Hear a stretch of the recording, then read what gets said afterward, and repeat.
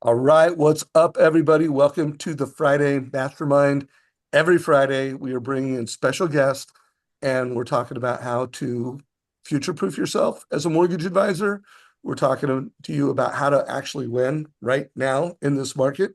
It's February 27th, and this will also be in YouTube. So if you have not subscribed, we are literally single-digit subscribers from 26,000 followers. So if you are not already a subscriber to the channel, it's free. And every time we add a new video, you'll get an alert on that. So Todd, before we bring on our special guest and kick it off, anything you or Deb want to say? I want to say, Dave, we're coming on 10 years of doing this on Friday together, and I think half of that with Deb, and it was a lot of fun. I was at Keller Williams family reunion last week, helping out Phil Jones and some of the other exactly what to say guides. Our guest Ryan Kiefer was there with me. But what I loved is I had multiple loan officers who were there come up and thank me for the content that the three of us put out on the YouTube channel, including one guy, I should have grabbed his business card before I came running up here to my Club 44 to record today, but he said he's been in the business 5 years. He went from $3 million to $30 million, and he said he owes it all to 30 minutes a day hanging out with us on YouTube. So I Oh, love it, love hearing those kinds of stories, and it's really kind of reinforces, I think, why we all do this every week. I just love the opportunity to give back, and I'm definitely excited to catch up with Ryan some more and have the conversation. But as always, we've got Deborah Bird here with us. What's up, Deborah? I just love that story. And every time I go somewhere, I have kind of the same thing. And always have to remind people that even though you guys have built one of the largest communities for mortgage, and we sometimes get maybe 50 people that are on live, and then, majority of people sometimes watch the replay afterwards. Sometimes we get so fixated on those numbers that we're like, is this even working? I'm not saying this group, but some of my clients are like, oh man, I only had 10 people show up. And I'm like, you sometimes don't know the impact and the compounding effect and how that time compounds because some things are just invisible. So this is just a good example of that. And a reminder that today is the last business day of February. Love to hear how everyone's February went. So y'all drop that in the chat too. And I don't know if everybody would say this, but like literally, it's the fastest January and February in the history of mankind. Like I just cannot believe, and I say it every year. Like it just gets like the Earth is spinning faster. Like time is going by faster than ever.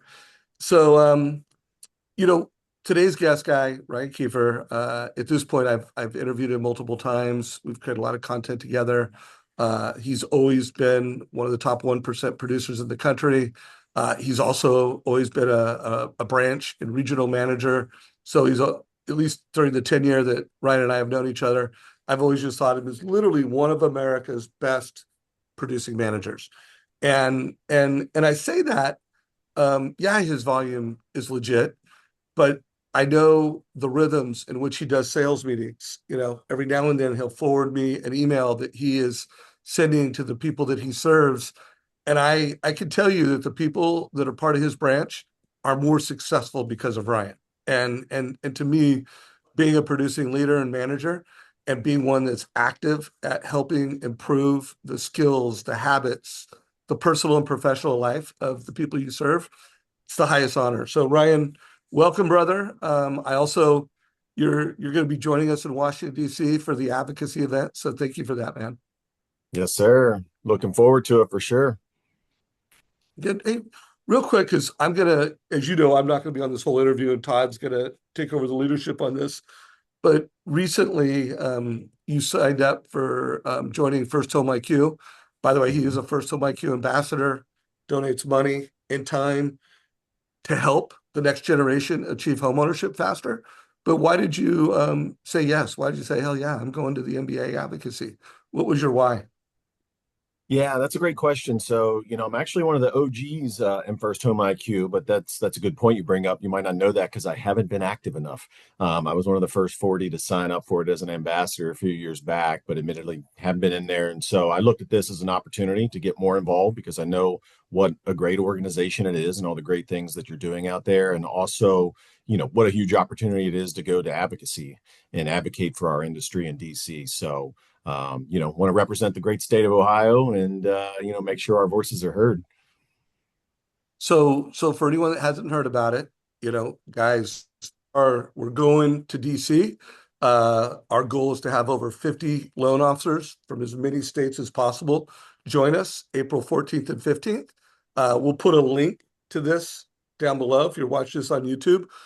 Check it out. And, there's a really cool little sizzle reel that will give you some reasons why. We've got a map that's being updated by the minute. So we've had 28 people say, yeah, I'm in. We've obviously, well, not obviously, but California is leading the charge with the most people that have said yes. So you can either see, and by the way, we need as many people as possible. So just because we got 3 people in Texas, we'll take 20 people from Texas. But there's a lot of open space here. So please check this out.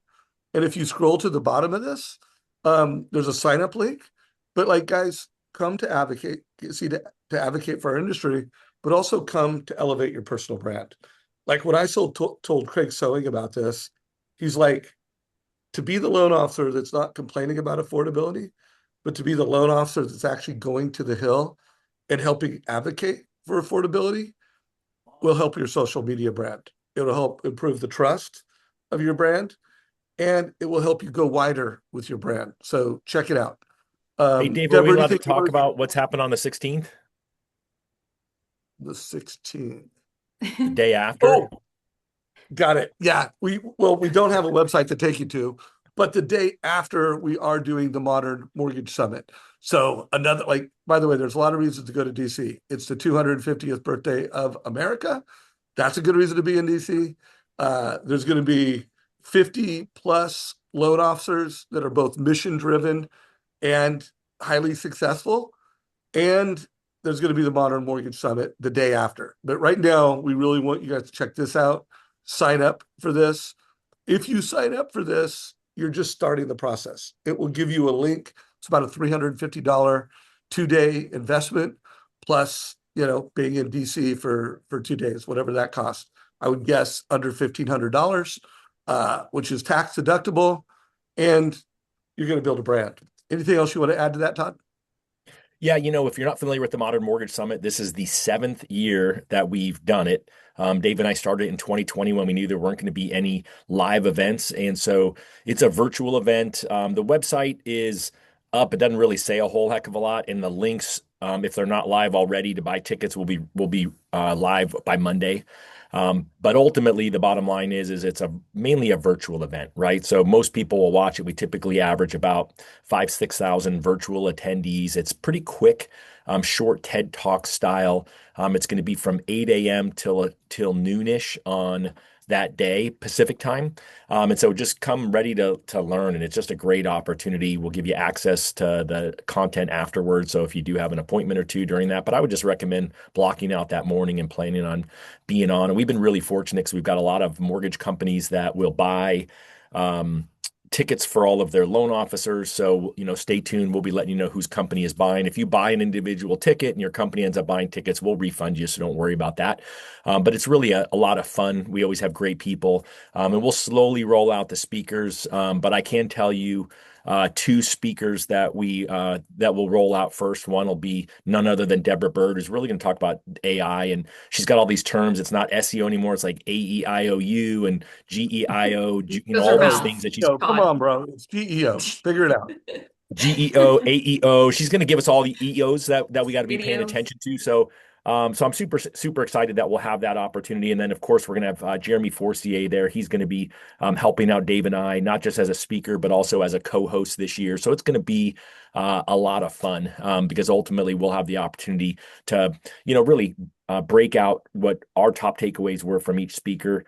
Kind of live as we go. It's really one of the fun things that we do. So we hope you all can join us and be part of that. We will have a handful, like not even a handful, very small number of live tickets for people to join us as well. We're going to be broadcasting from the press club right near the White House. It's going to be pretty cool. Wow.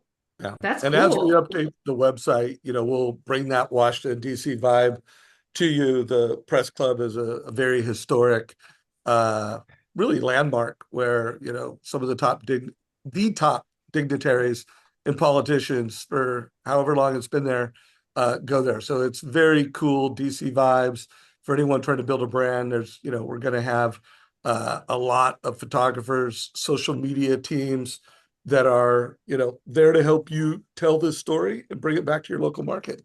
Sign up for Modern Mortgage Summit. So you have a link in chat to join advocacy. You've got a link to get started. And we should have that page. Just the website for the Modern Mortgage Summit will be updated weekly for the next couple of weeks.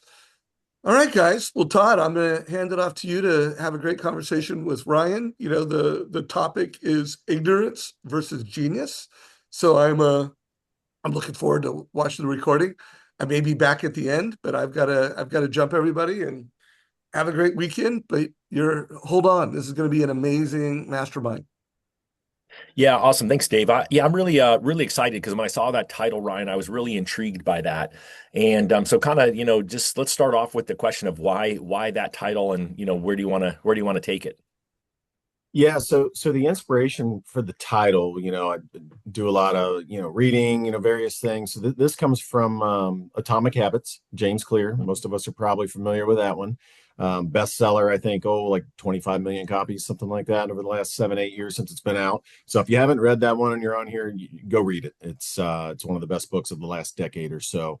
But I get his emails. I think he emails maybe once a week, once every other week. It's called a 3-2-1. It's like 3 thoughts from him, 2 quotes, and then some other big thought. But anyway, a couple weeks ago, one of his quotes in there was, "To simplify before you understand the details is ignorance. To simplify after you understand the details is genius." And that one really hit home because, for the three of us on here being certified guides within the exactly what to say world, there are definitely some correlations with, getting someone's content before you present, or getting their context before you present your content, right? Or the whole old adage of prescription before diagnosis is malpractice. And so I took that and, put together a coaching email for my team. And they hear me talk about this stuff a lot. The loan officers in my branch locally here in Cincinnati, as well as some other folks that I coach within FCM nationally. And then I took it a step further and, double of this, use a lot of AI, say, hey, help me turn this into a coaching email for realtors, right? So I'm using both ChatGPT and then also lately using Ask Pierre, which you two are familiar with on here. Phil Jones' proprietary AI, which if anyone wants more information on that, DM any of the three of us. I'm sure we can help you out there. But put together an email that was, because with realtors, what we're trying to do, I guess I should back up a little bit. The last couple of years, I've really tried to change my business model, both personally and for our branch. And what I mean by that is, if you want to do more business, just don't sound like everyone else. So don't show up talking about rates and how quickly we can close and how all our programs, they've heard all that before. Again, get their context before you present your content. And so for us, there are 4 value props out there. We focus on 2 primarily with our realtor partners, and that is saving them time and making them more money. And so with that mindset or framework, I sent the email out and just said, hey, ignorance versus genius was the title of the email. And I'm happy to share this email. We can put it in the chat or notes later on if anybody wants to go use it. But the gist of it is that I got more replies and more meetings off of that one email than I've gotten off of any other piece of content. And because we all know email read rates are probably less than 10%. So I sent this out to maybe 70, 80 realtors. I got 5 face-to-face coffee appointments in the first week off of it. And are these So, like all the agents in your database that could have been on the listing side or buy side of a yep. deal? Wow. Yeah. And these are ones that I probably know a little more personally. I didn't just shoot it out to like all 400 in my database, past Right. listing agents from 2, 3 years ago. So I have a little bit of a personal relationship with these folks, but they're not all sending me business actively. There are some that hadn't sent me anything. And one of them that I didn't meet with actually sent me a lead right away, sent me a buyer and said, hey, this is fantastic. The other thing that I did that AI and Ask Pierre kind of helped me tweak is I got a lot of replies just saying, hey, thank you. This is great info. Normally, I would have just said, hey, thanks for the feedback. But Pierre, of course, was like, no, that's not your reply. Here's what you're going to reply. You're going to ask them and you're going to make it third person. So don't ask them what their problem is. Ask them what challenges they're seeing from most agents in the market, right? A key little change. And so then they were more open to saying, oh, because what I gave them was three different things that are struggles. One of them was, are you seeing problems with, rushing to present to clients too soon? Another trap was ignoring your past client database because we're not sure what to say to them. And we don't just want to be checking in, which, by the way, was the one most of them picked as their problem. And then the third one was, I think we called it the vanity photo op, kind of poking at them a little bit, taking pictures of closings when people are probably all stressed out. And maybe that's not the best time to be doing that sort of thing. So, you know, the AI and Pierre, giving me the coaching personally, here's how you reply to that. Basically, as Phil says, the goal is to put the ball in play, get it going back and forth, slow the process down in order to speed the outcome up. So I would trade 3 and 4 and 5 emails back and forth with these folks, build that curiosity gap, and then close for the meeting. Right. And it worked 100% of the time. No one said no to the meeting. Wow. Way to go, Ryan. Yep.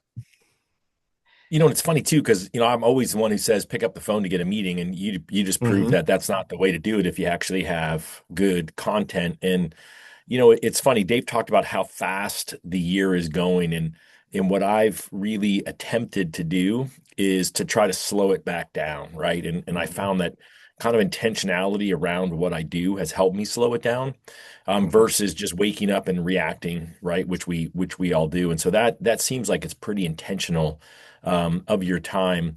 And Dave mentioned those emails that you send out to your branch. It sounds like then you also send them out to your real estate agents. Is that something that you just calendar? You've got like a fixed day or moment that you always do that each week, or is that just something that you get the inspiration because you just saw the email and then you plan it? What's that cadence look like? Yeah. I probably should have more of a planned cadence, but admittedly, I don't. It's more when, the inspiration strikes me or I see something that's really good and I'm like, oh, that could be a good coaching email. And I don't always turn it into one for realtors, but if it seems like there's an obvious correlation or an opportunity there, I certainly will. And I would be remiss if I didn't mention the main reason I got them to agree to meet is because most of them picked that number two pain point that we just talked about, the database trap, ignoring your database of your past clients because you're not sure how to add value without just saying, hey, I'm just checking in. And so AI, Pierre specifically, helped me come up with this.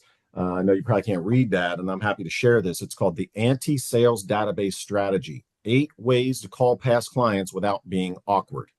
And so what I would do is I would send one of them in the email to the realtor and say, hey, I've got this great framework. Not sure if it's for you. Here's a sample of one. I have 7 others. I'd be happy to sit down together, give you a copy of this. We can mark it up again, kind of third person. Maybe these aren't their issues. We can mark this up and maybe see what would work for agents that or even you. And every one of them 100% said, yeah, absolutely. I'd love to see that. So, and I'll read you just a couple. The two that I like the best. One of them is called the Zestimate Check. So this is a script for realtors, and again, AI driven. A lot of back and forth. So they're calling a client. Hey, I was reviewing property values in the neighborhood. Notice the Zestimate on your home is lagging behind what is really happening on the street. Those algorithms can be glitchy, and I do not want you relying on bad data. Would you be open minded to seeing the real numbers so you know where you stand? So a value add for them to call past clients. It's not just checking in or happy anniversary, et cetera, et cetera. Right. So they found a lot of value in those. And I positioned it as, hey, these are frameworks or best practices we've taken from top agents around the country. No one's really using this yet in Cincinnati. So you're the first to see it, kind of, providing some additional value or propping it up, if you will. I Okay, so love that. I mean, go ahead, Todd. nope, you go. I was going to ask about the frequency, and there's kind of a um, good and bad with that. Like a lot of people aren't emailing their database. And guys, I can tell you Mm-hmm. that is a big miss. Like that to me is like the blocking and tackling where so many Mm-hmm. want to get, really good at social or doing video. And I'm like, if you're not even blocking and tackling, we need to fix that first. But the Mm-hmm. good and bad with it is some clients of mine have either subscribe to some, maybe it's a corporate level enterprise email campaign, drip campaign. And so what ends up happening Mhm. is they're almost like spamming their partners, where once a partner sees the name, they've already learned, oh, this probably isn't valuable. So, what I Right. like about your approach, and not that I'm saying you shouldn't have a plan or only go off of when something inspires you, you may want to make it at least, once or twice a month to start with. Yep. But this is a good time of like taking action right now, guys. Put on in your Win by Noon planner, make a note that you need to audit your email distribution, not only your list, but how many times are things going out, whether it's to clients or to partners, and is it actually valuable? Because what you don't want is to then position yourself as just the spam, non-valuable emailer where it just goes into a folder or it gets deleted. It's such a great point, Deb, because we do have, and I won't mention the vendor, it's a very popular one. We have an in-house, CRM that we use that sends out the canned emails, and those get little to no replies, right? People can smell that stuff coming a mile away. So when I send out something personally, they can tell, they know the difference. And it is at least once a month, probably twice a month on average, that I'll send something out. And to your point earlier, you made at the beginning of the call, sometimes it's like, man, is this thing on? Like, is anybody reading these things?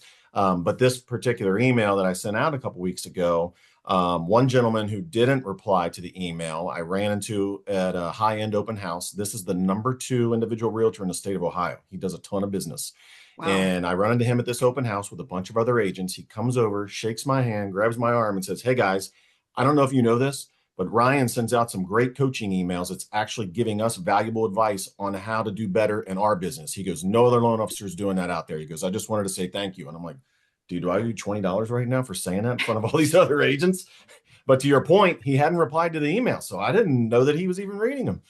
And sometimes we can stop doing the very things that we know over time, if you're consistent, will be successful because we're looking at the wrong scoreboard.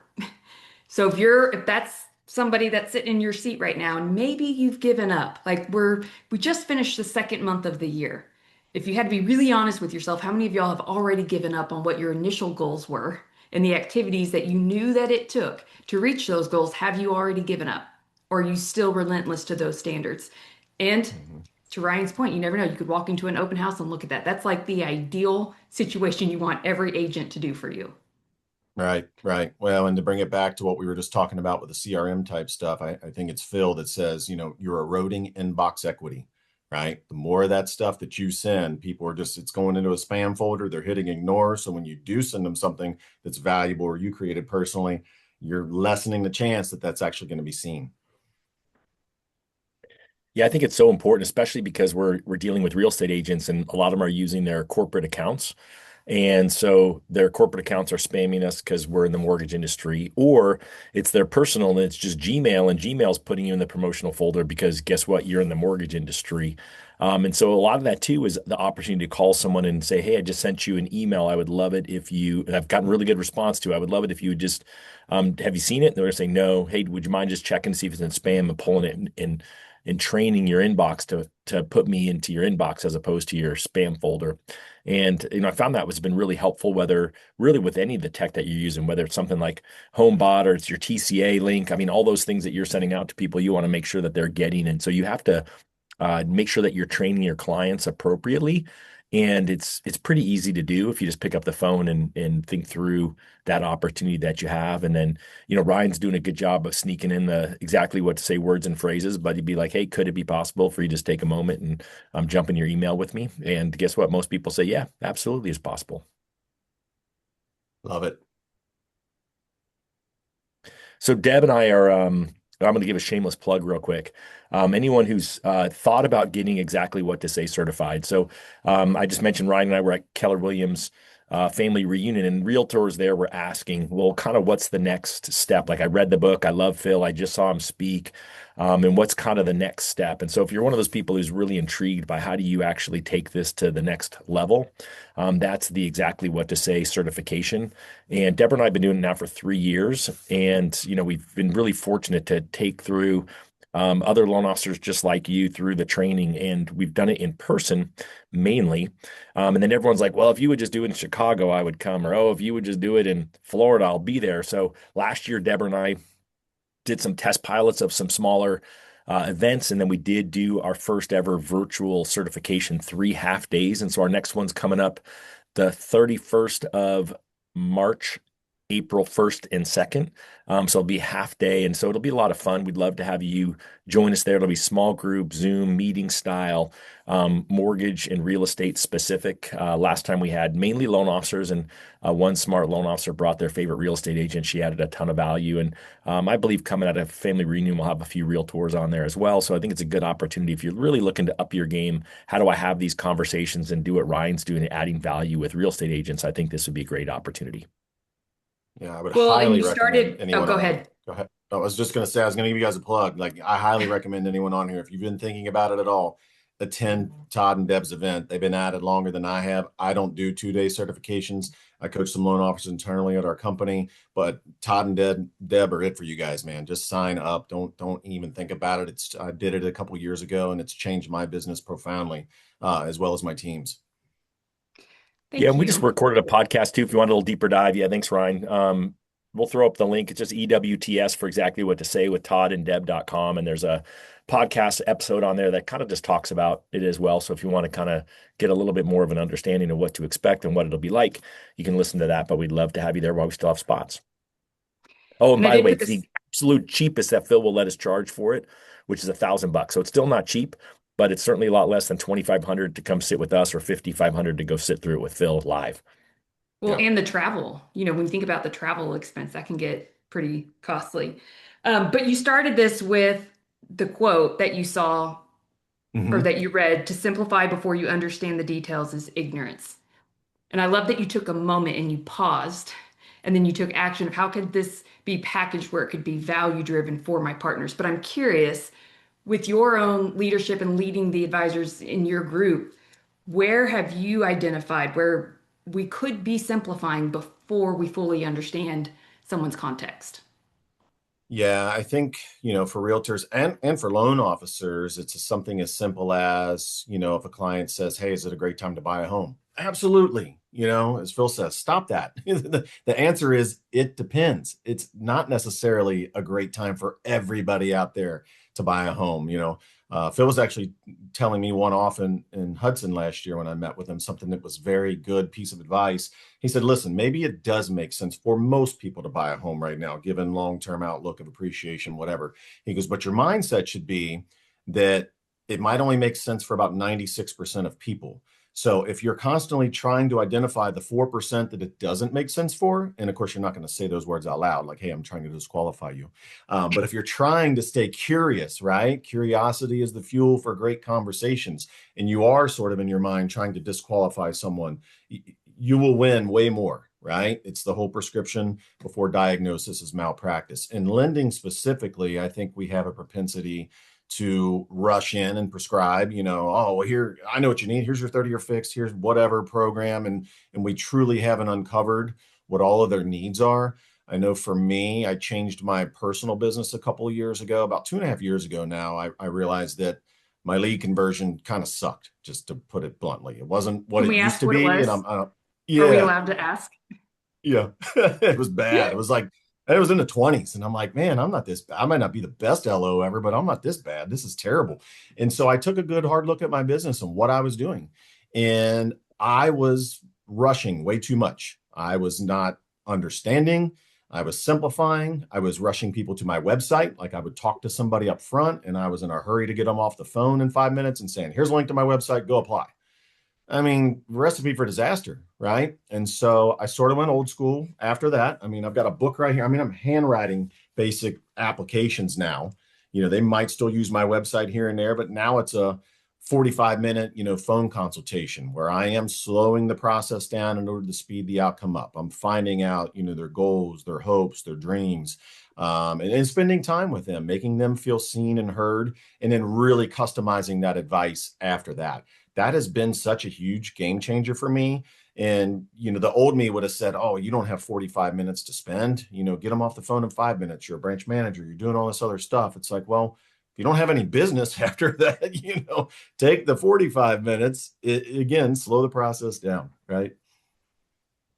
I think that's really important. I want y'all to hear that because I think we're all so busy, right? We're busy being busy. And, Ryan is a branch manager, producing branch manager, and he's coaching loan officers around the country. And he is taking the time to invest a little more time in the conversation with clients up front. And what I find is that saves a ton of time through the rest of the transaction, right? I got to imagine you've built a higher level of trust that your process Hmm. probably results in less price exceptions than your other loan officers. Probably that between that and your Hmm. ability to have a higher level, more effective conversation because of your exactly what to say training, and the fact that you use Mortgage Coach and all the other tools in your process. But ultimately what I find is that little extra investment up front saves a ton of time in the end, right? Hmm. It takes you to that genius part that James Clear is talking about.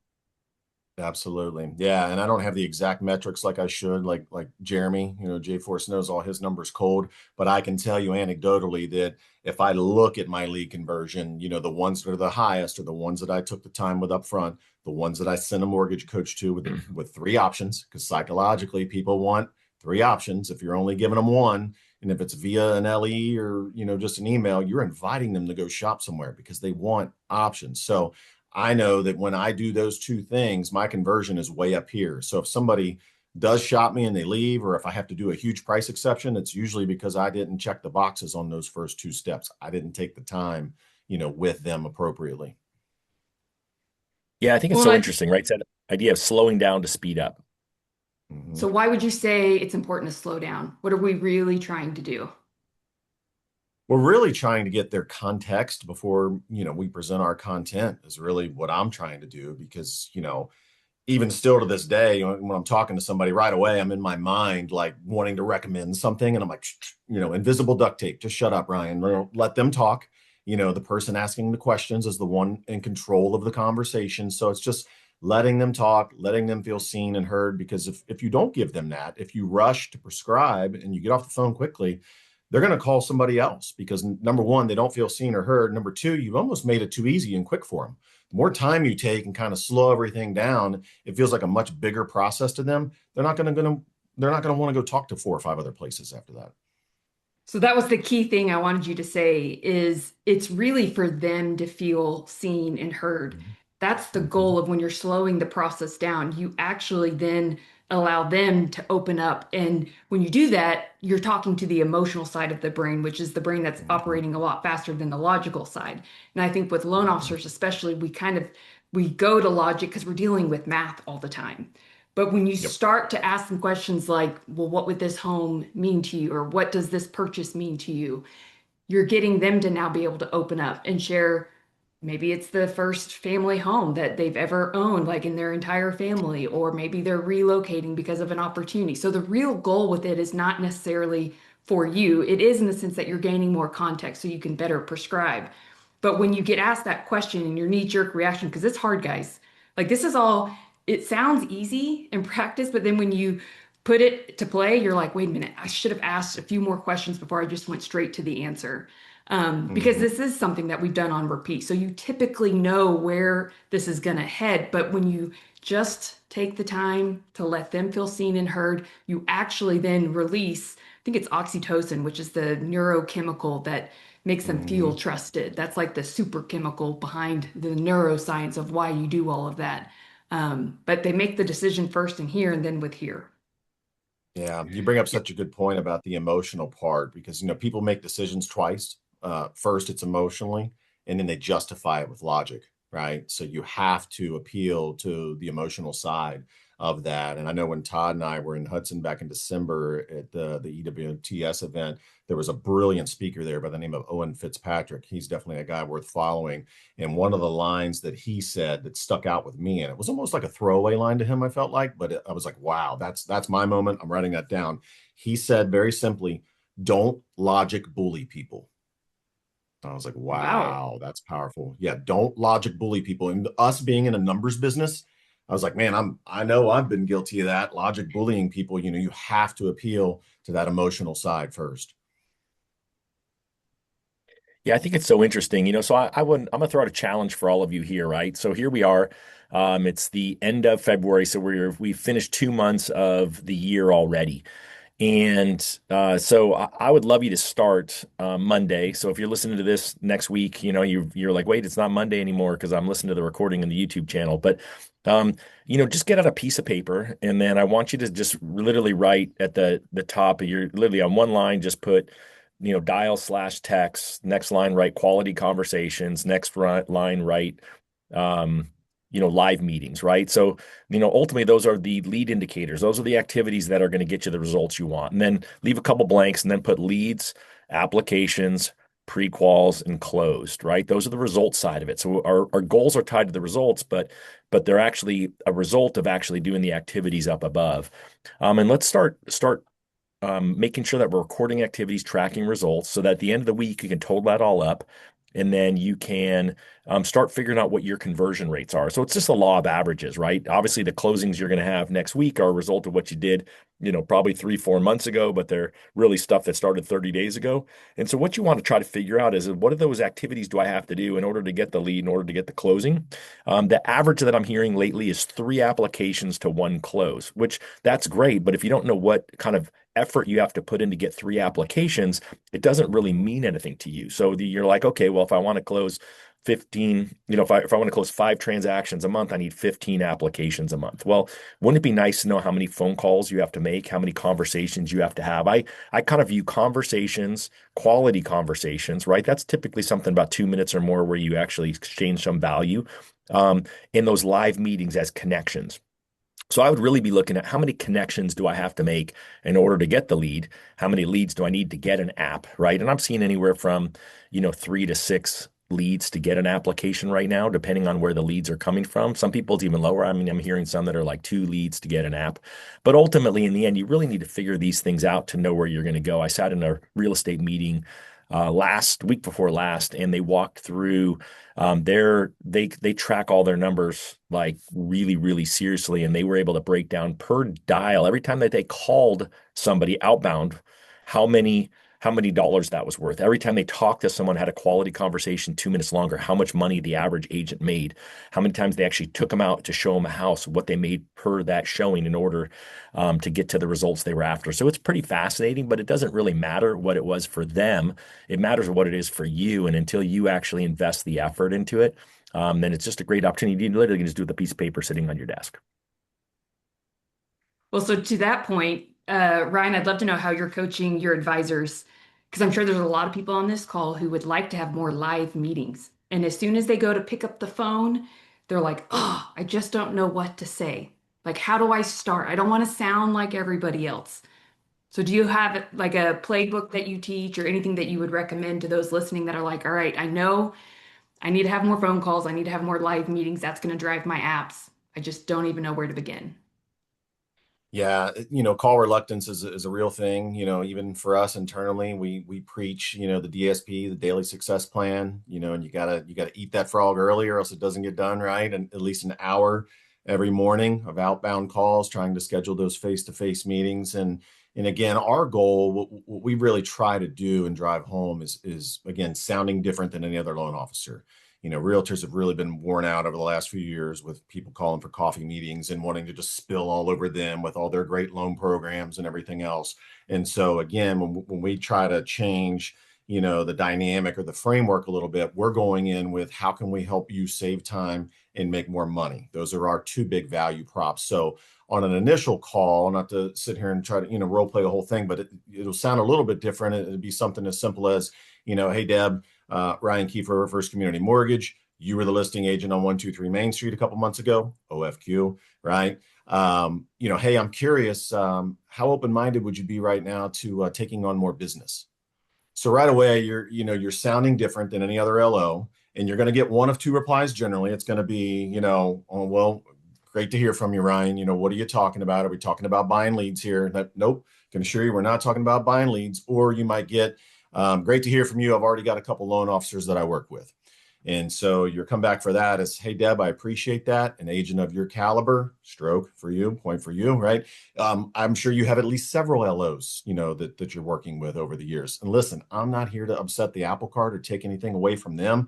I'm honestly not even concerned about them. My concern is, are you in a position to take on more business that I know I can help generate for you? So again, boom, you're setting, it straightens up their backbone a little bit. They're like, all right, this guy's serious here. You know what? They might be intrigued enough to be willing to sit down, for a meeting at that point. And now some of you on this call are probably sitting there thinking, well, how are you going to get them more business? I'm so And, glad you are addressing this part because that was the next thing I was going to ask. yeah, how are you going to do that? Are you buying them leads or you didn't? So the answer Yeah. is no. And this might vary for everybody on here, how you're going to help them. For me and our team here locally, how we do it. So you're going to sit down and it's going to be like the EWTS framework. It's past, present, future, right? So don't rush right in and say, hey, tell me about your business and where you're struggling. It's Scotty put the shields up. I'm not telling you. I just met you. So you have to start in the past. Hey, tell me, how long have you been an agent? Oh, 10 years. Oh, what did you do before that? Blah, blah, blah. Have you always worked for Keller Williams or did you work somewhere else? So you're starting in the past. As Phil says, their guard goes down. They say, hey, I know this one. This is easy, right? Then you go into the present. Hey, tell me a little bit about 2025. How'd that work out for you? Did you hit your goals? Did you do, the Star Trek references. Did you, how'd you do? What's 2026 looking like for you so far? Are you ahead of plan? Are you behind? Most of them, if they're being honest, they're always a little behind where their goals are. And then you start to ask, where the biggest gaps are. What's working for you right now? What's not working for you? Right. And then there are questions to kind of, maybe poke some holes in their current lender because no one's going to tell you, what the problems or challenges are with their current lender. So, you can ask directly and say something like, hey, Deb, I know Todd's a great loan officer. Everybody, raves about Todd Bookspan. But nobody's perfect. If there was one thing you wish he could do a little bit better, what would it be? And you might tell me, or you might say nothing, Todd's great. So you shelve that for now. Later in the conversation, you come back and you say, hey, Deb, I'm always curious. You're a great realtor. If you could be a lender for a day, what would you change about lending in the process? Now they'll tell you what Todd's doing. It ain't good, right? But you third person it kind of, you put it out here arm's length away, and they're going to open up to you about maybe something that's not fantastic about their current setup. So anyway, long story short, our prescription that we give, at least locally. So we have a couple big issues here locally, our challenges, and this may not be for you or your market out there, right? Ours is Cincinnati is still a very competitive market. It's still a seller's market. We only have 2 months worth of inventory. So now that spring is finally here, hopefully, we are seeing the market hit up and we're seeing multiple offers. So one of our prescriptions for agents to save time and make money is we have something called our green light program. Many of you on here probably have something similar. This is simply a full TBD underwritten file, fully approved before they get under contract. And then, so we have with us, we have a 21-day closing guarantee, or we will pay the seller $5,000 if we don't close on time. It positions it as a cash-like offer, right? And that's what we tell agents. We tell them, hey, cash and cash-like offers are 4 times more likely to win versus someone who's only pre-qualified or pre-approved. This is how we're going to save you time. We're going to help you win the first time out, the first offer you write versus 5 offers later because you keep losing the cash. And now you've shown these people 25 homes and they decide not to buy at all and they keep renting. Does this sound familiar? And they're like, oh, yeah, I just had somebody like that 2 months ago. So that's both saving time and making money. The other tool we have, I guess you would call it a buy before you sell program. I know there's a lot of those out there, Ribbon, Zabby, different programs. We have one that's called On Deck. We're out there talking about that. That's a recent pain point. Contingent offers are out there and becoming a thing again. And of course, no sellers want to take contingent offers. So we're also pitching that as a prescription. So for those that were thinking earlier, how are you going to show these agents how to do more business? Those are the 2 big ways that I'm showing them because most lenders aren't out there talking about that stuff. It's just simple little tools. That's not my 30-year fixed with this great rate or the fact that I can close quickly, et cetera, et cetera. It's helping them get more people under contract, moving the needle there and saving them time. So is that helpful, Deb? I don't know. That's perfect. Now, for anyone that's listening, I want you to take action on that because you just gave the exact playbook and script. That's very easy to say. It creates psychological safety. He emotionally connects. He doesn't go straight into logic and get someone to say everything that's going wrong in their business. So all of that was just like a master class of how you can go out and get more referral partners and start documenting how many calls, how many live meetings, and then start tracking your number of applications and closing. So good job. Yeah, and it could probably sound a little overwhelming at first if this is not the way, you out there usually, talk to agents or script things. But I would just tell you, just jump in the deep end, just do it. Repetition is truly the mother of all skill. It'll become second nature to you before you know it. I was stumbling and fumbling over this stuff a couple years ago, and it was somewhat new to me, and I was figuring it out and tweaking things here and there. And now it's just, Deb and I didn't rehearse that. She just asked me, and it's like, there you go. This is the stuff I say every day. It's funny how that happens, right? You don't think you really have scripts, but you really do. You say the You things do. more or less the same way. 90% of it's the same every single time. And then that means you really are good at what you do. So I do love that. And I do love that you ask, right, what don't you like about the loan? What frustrates you about the loan process? Because you're right, they're absolutely telling you what they don't like about their loan officer. I used to ask when they would say, I'd say, hey, on a scale of 1 to 10, how would you rate your current loan officer? And they would say they're a 10, hoping to shut me up. And I'd be like, oh, great, what Yeah. would make them an 11? And then Yeah. they would most of the time be able to come up with something. But I think the challenge is we all make assumptions, right? We make the assumption that it's poor communication, slow response time. I mean, those are the top two things that I hear in, talking to real estate agents. But again, it's just that curiosity piece. Just ask more questions and then think about what's that next question I can ask. There's an old book called QBQ that Coach Bill Hart made me read 20 some odd years ago, which is really the question behind the question. And that's really the curiosity piece that I think we all could use some improvement on. Yeah, Well, and I think even if you absolutely. start there, Todd, if you if people got really honest with themselves before they even make the calls, it's like, what is your genuine internal state? Are Mm, you Is there something you can be genuinely curious about, or are you just pushing an mhm. agenda? Because when you show up and throw up, like that's what I mean by slowing the process down enough. It's not necessarily for you, it's more for them so that they can feel like, oh, you genuinely care because you're asking, and then you're asking the question behind the question. So I really feel like you value me and care about my business more than just pushing a new loan product that you have that you think could help me when you don't know anything about me or my business. Like I may Yeah. just be focusing on recruiting and growing a team and training my team and getting them to stop texting and emailing me questions at night and on the weekend because they're not using their resources. Like maybe that particular Mhm. agent isn't out growing their production business. So again, it's that I think we skip past that so quickly because it is the conversations that we're having on repeat and that we've had and we've built that habit.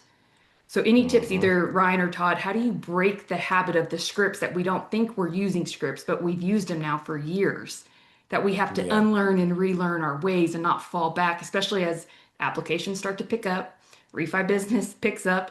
It's like when we get busy and we feel the stress, we go back to old ways. So, any Mhm. advice on how to rewire those neuro One, pathways?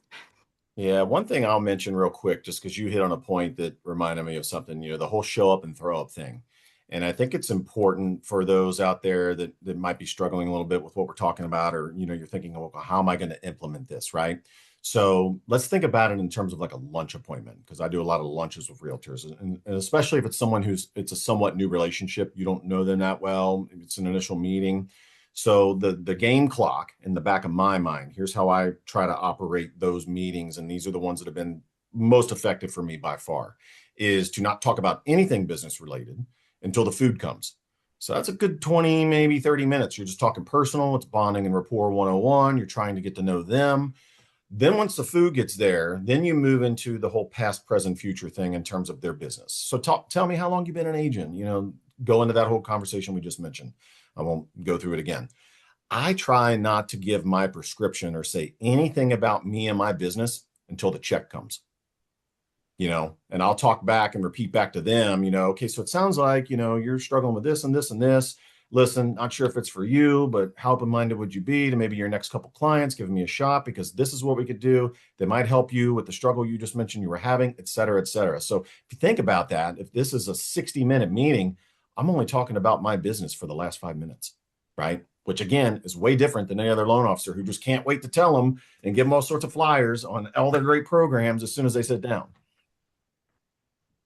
By the way, how do we get a Yeah, I copy think of that? Because we did have someone ask in the chat. Yeah, I'll shoot it over email to you guys. I don't know, or I don't know if I can put it in the chat, but I'll send it to you guys, and then yeah, send it We'll out make or sure post it that Dave comments puts on it in the show notes, guys. in the show So you can notes. see that Yep. in the description on the YouTube channel. So again, if you haven't subscribed to the YouTube channel, make sure you hit the bell and turn that notification on so that it notifies you right away. And then I'm sure Ryan would love, give him a shout out on social, maybe take a picture of him speaking, tag him, let him know what one of your biggest takeaways are, or what's the first thing you're going to implement after you listen to Yeah. this.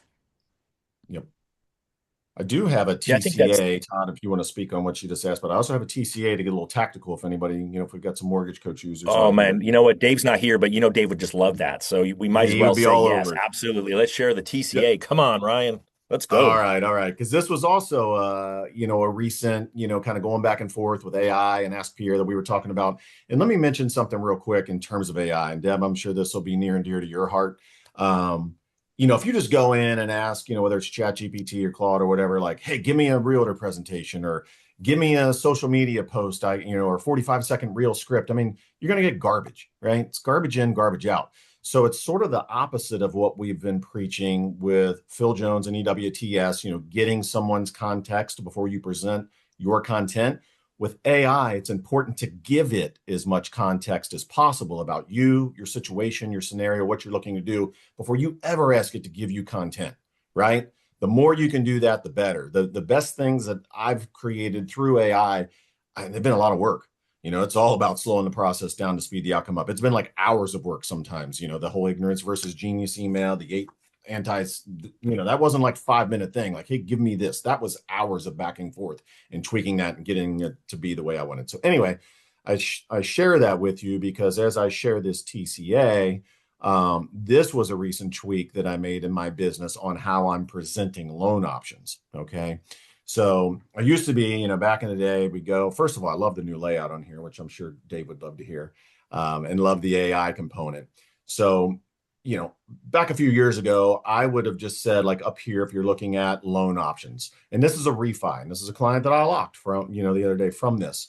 So I used to say like 30-year fixed par, 30-year fixed with 1 point, all that sort of thing. I don't see any of that anymore. I've actually taken, and Deb, I think it's from your sister, the teeter-totter seesaw analogy of rates and closing costs. So props to Denise for that one. I've implemented it, as has my team.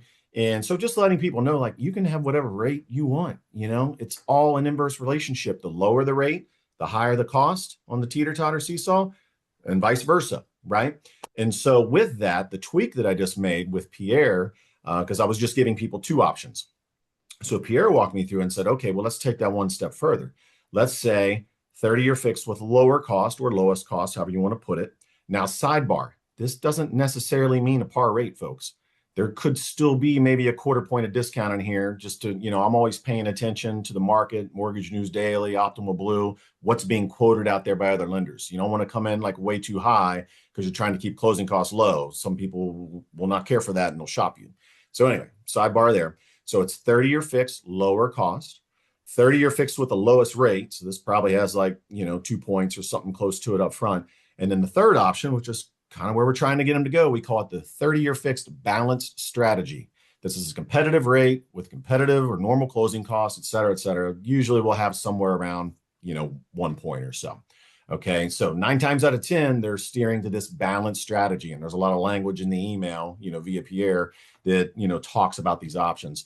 Another pro tip I would give everybody on here is that when you're quoting rates and points, like points specifically, I never quote points in exact round numbers. Like I'm never quoting a loan with 1 point.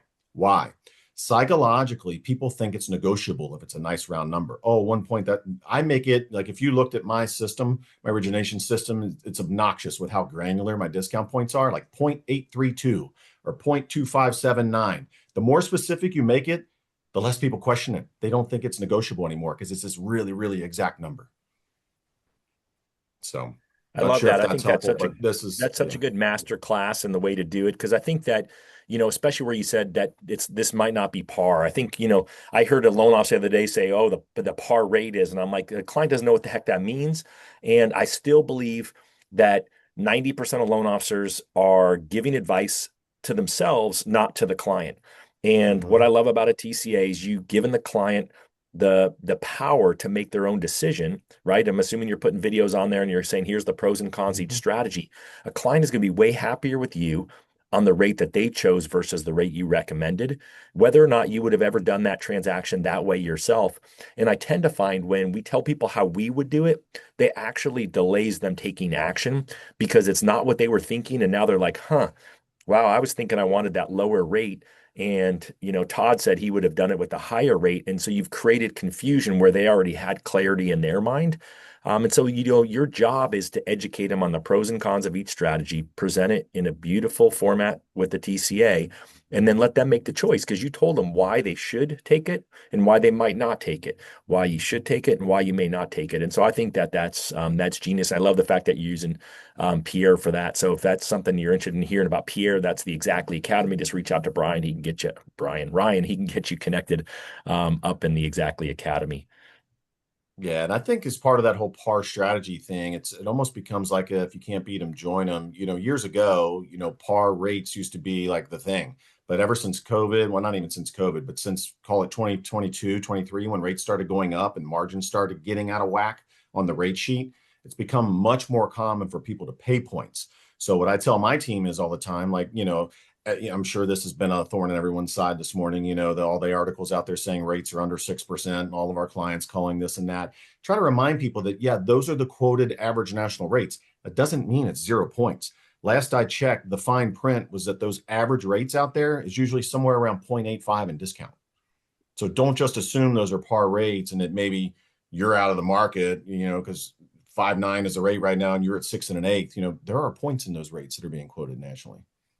Yeah, if you go to FreddieMac.com, I mean, when I was doing loans, that's what I quoted. I said, well, according to Freddie Mac, the current, average rate is 6.12. Again, going back to what Ryan said, he takes 6%. They think that's a real number. Well, the average isn't going to be an exact number. It's the average is 6.12, and that's with typically about zero point 0.8 or zero point 0.9 in points and Yep. fees. Right. And so you have to add that second thing in points and fees because you want them to hear that. And then you have the opportunity to say, hey, do you, help me understand what you know about points and fees? And they're going to say, I don't know much about it. Can you tell me about it? Yeah, Or I would absolutely. genuinely ask, what would make your service worth more? Where people, to me, that's ultimately a brand when people are willing to pay more for something because of the promise or the integrity and repeatable results that you've created. Like we've all, I'm sure, paid a premium for something and would continue to pay a premium if we understood, what we Mhm. were getting. So that would be my question to all of you is what is it that you provide that's different? So kind of tying it back all the way to the start of this call, what do you do differently? And is it worth more? Well, so I would say it this way too, Deb. I believe if you go back to the beginning of our conversation, if you start out the relationship, right, by building rapport with your real estate agent and then helping them understand, learning about their business, helping them learn about yours so they can refer you better.